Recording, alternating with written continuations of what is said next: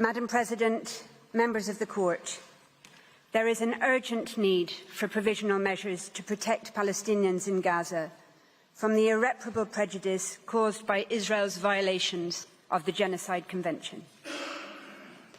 The United Nations Secretary-General and its chiefs describe the situation in Gaza variously as a crisis of humanity, a living hell, a bloodbath, a situation of utter deepening and unmatched horror, where an entire population is besieged and under attack, denied access to the essentials for survival on a massive scale.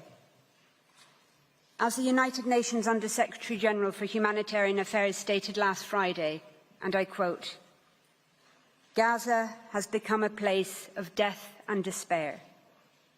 Families are sleeping in the open as temperatures plummet. Areas where civilians were told to relocate for their safety have come under relentless bombardment. Medical facilities are under relentless attack. The few hospitals that are partially functional are overwhelmed with trauma cases, critically short of all supplies, and inundated by desperate people seeking safety. A public health disaster is unfolding. Infectious diseases are spreading in overcrowded shelters as sewers spill over. Some 180 women are giving birth daily amidst this chaos. People are facing the highest levels of food insecurity ever recorded. Famine is around the corner. For children in particular, the last 12 weeks have been traumatic. No food, no water, no school, nothing but the terrifying sounds of war, day in and day out. Gaza has simply become uninhabitable. Its people are witnessing daily threats to their very existence, while the world watches on." End quote. The Court has heard of the horrific death toll and of the more than 7,000 Palestinian men, women and children reported missing, presumed dead or dying slow, excruciating deaths trapped under the rubble. Reports of field executions and torture and ill-treatment are mounting, as are images of decomposing bodies of Palestinian men, women and children left unburied where they were killed, some being picked upon by animals.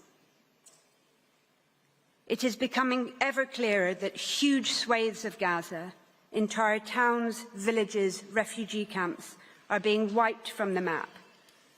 As you have heard, but it bears repeating, according to the World Food Programme, 4 out of 5 people in the world in famine or a catastrophic type of hunger are in Gaza right now. Indeed, experts warn that deaths from starvation and disease risk significantly outstripping deaths from bombings. The daily statistics stand as clear evidence of the urgency and of the irreparable prejudice. On the basis of the current figures, on average, 247 Palestinians are being killed and are at risk of being killed each day, many of them literally blown to pieces. They include 48 mothers each day, 2 every hour, and over 117 children each day, leading UNICEF to call Israel's actions a war on children. On current rates which show no sign of abating, each day over 3 medics, 2 teachers, more than 1 United Nations employee, and more than 1 journalist will be killed, many while at work or in what appear to be targeted attacks on their family homes or where they are sheltering. The risk of famine will increase each day. Each day, an average of 629 people will be wounded, some multiple times over, as they move from place to place, desperately seeking sanctuary. Each day, over 10 Palestinian children will have 1 or both legs amputated, many without anaesthetic. Each day, on current rates, an average of 3,900 Palestinian homes will be damaged or destroyed. More mass graves will be dug. More cemeteries will be bulldozed and bombed and corpses violently exhumed, denying even the dead any dignity or peace. Each day, ambulances, hospitals and medics will continue to be attacked and killed. The first responders who have spent 3 months without international assistance, trying to dig families out of the rubble with their bare hands, will continue to be targeted. On current figures, one will be killed almost every second day, sometimes in attacks launched against those attending the scene to rescue the wounded. Each day, yet more desperate people will be forced to relocate from where they are sheltering, or will be bombed in places where they have been told to evacuate to. Entire multi-generational families will be obliterated, and yet more Palestinian children will become WCNSF, Wounded Child, No Surviving Family, the terrible new acronym born out of Israel's genocidal assault on the Palestinian population in Gaza. There is an urgent need for provisional measures to prevent imminent, irreparable prejudice to the rights in issue in this case. There could not be a clearer or more compelling case. In the words of the Commissioner General of the United Nations Relief and Works Agency, there must be an end to the decimation of Gaza and of its people. Turning to the Court's case law, as the Court has recently reaffirmed, and I quote, "The condition of urgency is met when acts susceptible of causing irreparable prejudice can occur at any moment before the Court makes a final decision on the case." End quote. That is precisely the situation here.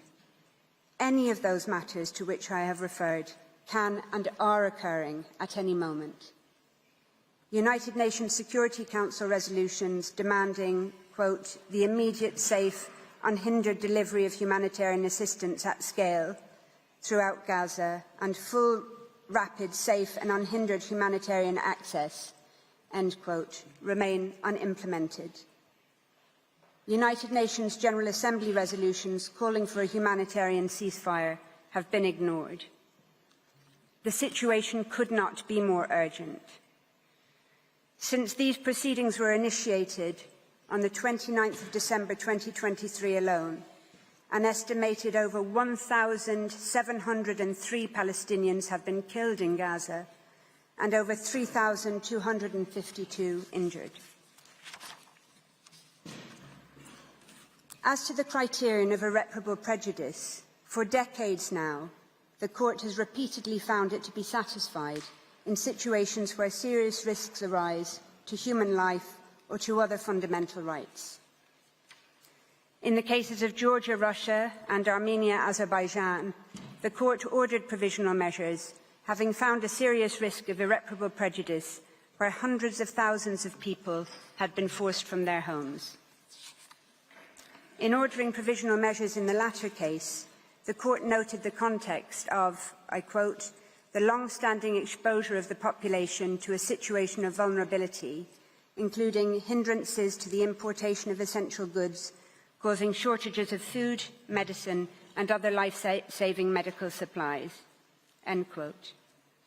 In Gaza, as you have heard, nearly 2 million people, over 85% of the population, have been repeatedly forced to flee their homes and shelters, not just once or twice, but some 3, 4 or more times over, into shrinking slivers of land where they continue to be bombed and killed. This is a population that Israel had already made vulnerable through 16 years of military blockade and crippling de-development. Today, Israel's hindrances to the import of food and essential items have brought Gaza to the brink of famine, with adults, mothers, fathers, grandparents regularly foregoing food for the day so that children can eat at least something. Medicine shortages and the lack of medical treatment, clean water and electricity are so great that large numbers of Palestinians are dying or are at imminent risk of dying preventable deaths. Cancer and other services have long shut down. Women are undergoing caesarean sections without anaesthetic in barely functioning hospitals, described as scenes from a horror movie, with many undergoing otherwise unnecessary hysterectomies in an attempt to save their lives. In the Canada-Syria torture case, the court made clear that, I quote, individuals subject to torture and other acts of cruel, inhuman or degrading treatment or punishment are at serious risk of irreparable prejudice. Well, Palestinians in Gaza are also at risk of such irreparable prejudice, with videos of Palestinian boys and men rounded up and stripped and degraded broadcast to the world, alongside footage of serious bodily harm and accounts of serious mental harm and humiliation. In Qatar, United Arab Emirates, the court considered provisional measures to be justified, having regard to the risk of irreparable prejudice deriving from factors such as people being forced to leave their places of residence without the possibility of return, the psychological distress of temporary or potentially ongoing separation from their families, and the harm associated with students being prevented from taking their exams. If provisional measures were justified there, how could they not be in Gaza, where countless families have been separated, with some family members evacuating under Israeli military orders and others staying behind at extreme risk to care for the wounded, infirm and the elderly, where husbands, fathers and sons are being rounded up and separated from their families, taken to unknown locations for indeterminate periods of time. In the Qatar case, the court issued a provisional order where harm to approximately 150 students was an issue. In Gaza, 625,000 school children have not attended school for 3 months, with the United Nations Security Council expressing deep concern, I quote, that the disruption of access to education has a dramatic impact on children and that conflict has lifelong effects on their physical and mental health. Almost 90,000 Palestinian university students cannot attend at university in Gaza. Over 60% of schools, almost all universities, and countless bookshops and libraries have been damaged or destroyed, and hundreds of teachers and academics have been killed, including deans of universities and leading Palestinian scholars, obliterating the very prospects for the future education of Gaza's children and young people. Notably, the court has found provisional measures to be justified in all 3 cases where they were previously sought in relation to violations of the Genocide Convention. It did so in Bosnia and Serbia in 1993, finding on the basis of evidence that was certainly no more compelling than that presently before the court, that it was sufficient to determine that there was, and I quote, a grave risk of acts of genocide being committed. The court found provisional measures to be justified in the Gambia-Myanmar case on the basis of a risk of irreparable prejudice to the Rohingya, subject to, quote, mass killings as well as beatings, the destruction of villages and homes, denial of access to food, shelter and other essentials of life. More recently, in indicating provisional measures in Ukraine-Russia, the court considered that Russia's military activities had, quote, resulted in numerous civilian deaths and injuries and caused significant material damage, including the destruction of buildings and infrastructure, end quote, giving rise to a risk of irreparable prejudice.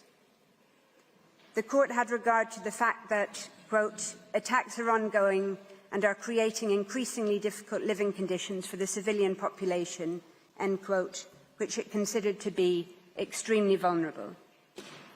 The court also considered the fact that, I quote again, many persons have no access to the most basic foodstuffs, potable water, electricity, essential medicines or heating, and that many were attempting to flee under extremely insecure conditions. This is occurring in Gaza on a much more intensive scale to a besieged, trapped, terrified population that has nowhere safe to go.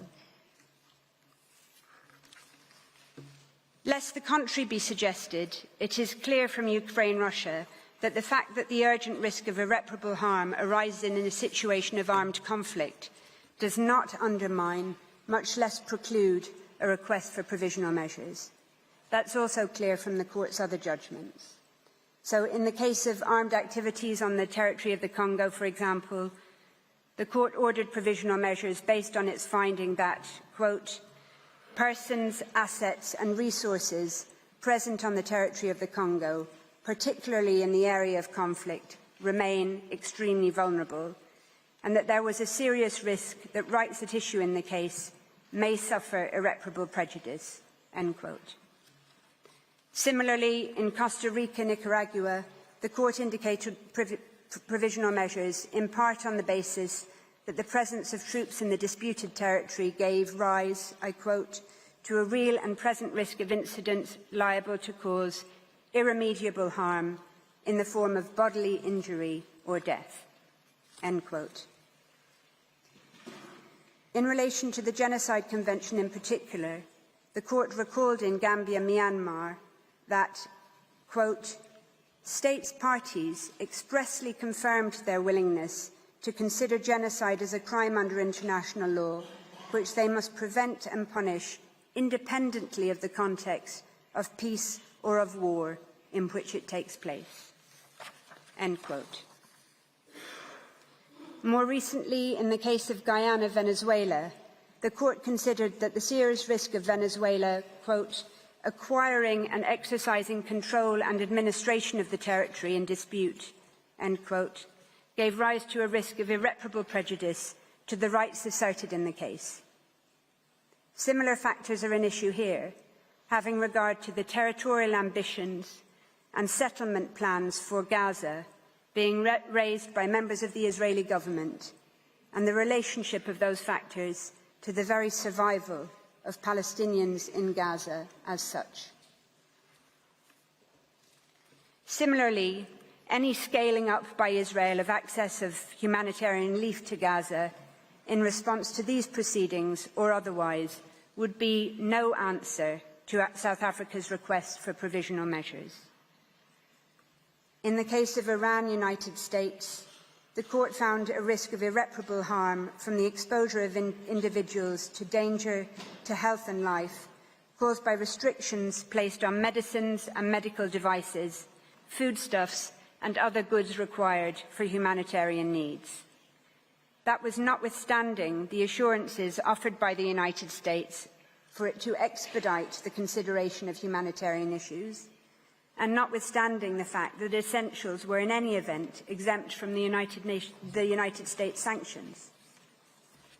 The Court considered that the assurances were, I quote, not adequate to address fully the humanitarian and safety concerns raised, and that there remained a risk that measures adopted by the United States may entail irreparable consequences.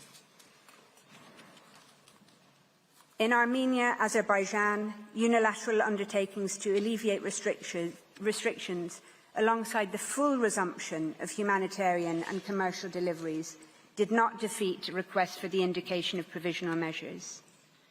The Court was clear that while contributing, quote, towards mitigating the imminent risk of irreparable prejudice resulting from the military operation, those developments did not remove the risk entirely. Indeed, in Georgia, Russia, the Court made clear that it considers a serious risk to subsist where, quote, the situation is unstable and could rapidly change. The Court considered, quote, given the ongoing tension and the absence of an overall settlement to the conflict in this region, populations also remain vulnerable, end quote. Israel continues to deny that it is responsible for the humanitarian crisis it has created, even as Gaza starves. The aid it has belatedly begun to allow in is wholly inadequate and does not come anywhere close to the average 500 trucks being permitted daily before October 2023, even under the blockade. Any unilateral undertakings Israel might seek to give about future aid would not remove the risk of irreparable prejudice, not least considering Israel's past and current conduct towards the Palestinian people, including the 16 years of brutal siege on Gaza. In any event, as the United Nations Secretary-General has made absolutely clear, it is a mistake to measure, quote, the effectiveness of the humanitarian operation in Gaza based on the number of trucks allowed in. As he stressed, I quote, the real problem is that the way Israel is conducting this offensive means that the conditions for the effective delivery of humanitarian aid no longer exist. That would require security, staff who can work in safety, logistical capacity, and the resumption of commercial activity. It requires electricity and steady communications. All of these remain absent, end quote.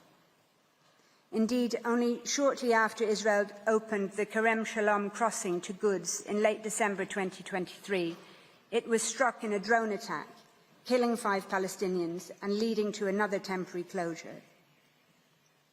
Nowhere and nobody is safe.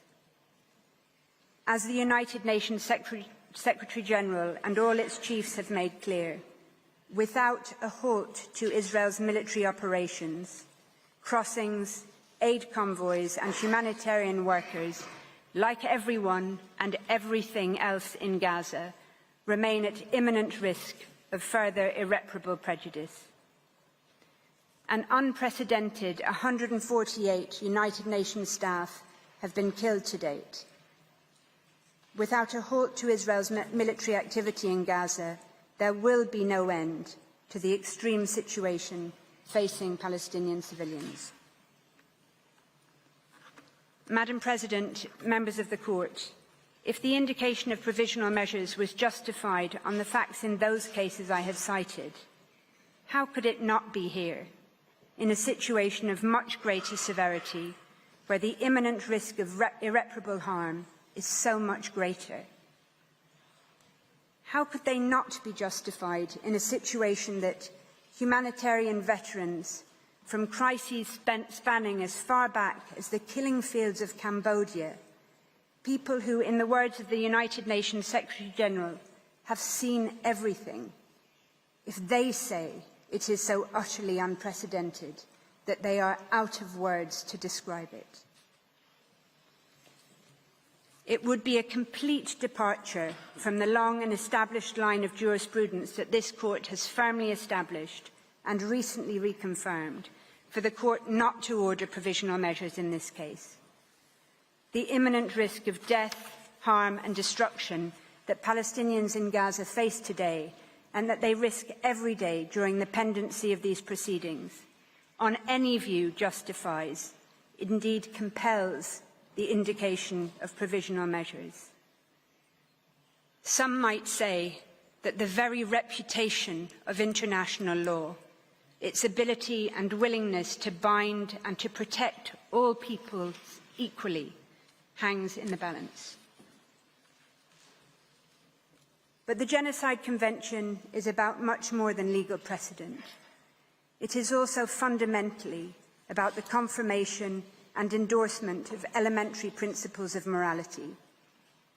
The Court recalled the 1946 General Assembly resolution on the crime of genocide, which made clear that, I quote, "Genocide is a denial of the right of existence of entire human groups, as homicide is the denial of the right to live of individual human beings. Such denial of the right of existence shocks the conscience of mankind, results in great losses to humanity, in the form of cultural and other contributions represented by these human groups, and is contrary to moral law and to the spirit and aims of the United Nations." End quote. Notwithstanding the Genocide Convention's recognition of the need to rid the world of the odious scourge of genocide, the international community has repeatedly failed. It failed the people of Rwanda. It had failed the Bosnian people and the Rohingya, prompting this court to take action. It failed again by ignoring the early warnings of the grave risk of genocide to the Palestinian people, sounded by international experts since 19th of October of last year. The international community continues to fail the Palestinian people, despite the overt, dehumanizing, genocidal rhetoric by Israeli governmental and military officials, matched by the Israeli army's actions on the ground. Despite the horror of the genocide against the Palestinian people being live-streamed from Gaza to our mobile phones, computers and television screens, the first genocide in history where its victims are broadcasting their own destruction in real time in the desperate, so far vain hope that the world might do something. Gaza represents nothing short of a moral failure, as described by the usually circumspect International Committee of the Red Cross.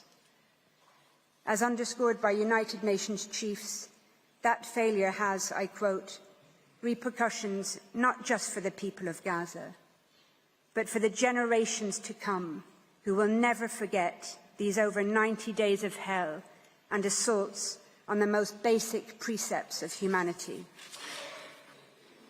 As stated by a United Nations spokesperson in Gaza last week, at the site of a hospital clearly marked with the symbol of the Red Crescent, where 5 Palestinians, including a 5-day-old baby, had just been killed.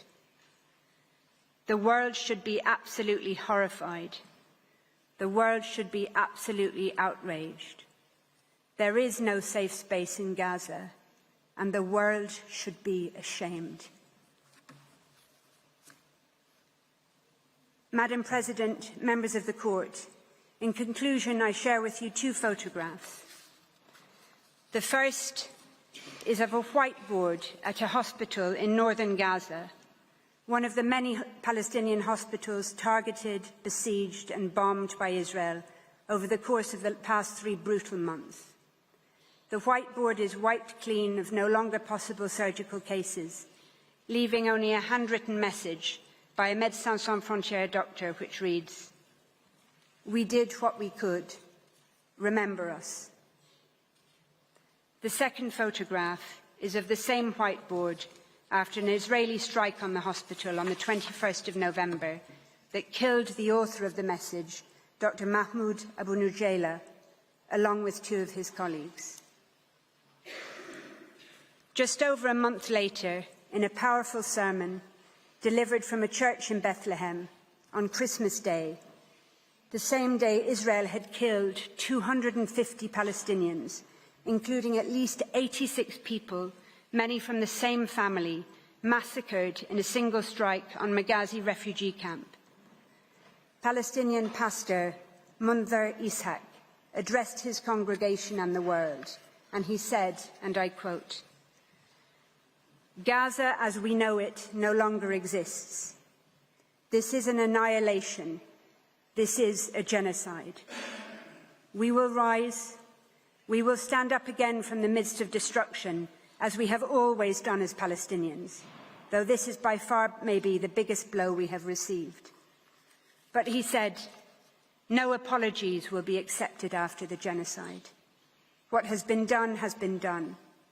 I want you to look in the mirror and ask, where was I when Gaza was going through a genocide?" South Africa is here, before this court, in the Peace Palace. It has done what it could. It is doing what it can by initiating these proceedings, by seeking interim measures against itself as well as against Israel. South Africa now respectfully and humbly calls on this honourable court to do what is in its power to do, to indicate the provisional measures that are so urgently required to prevent further irreparable harm to the Palestinian people in Gaza, whose hopes, including for their very survival, are now vested in this court.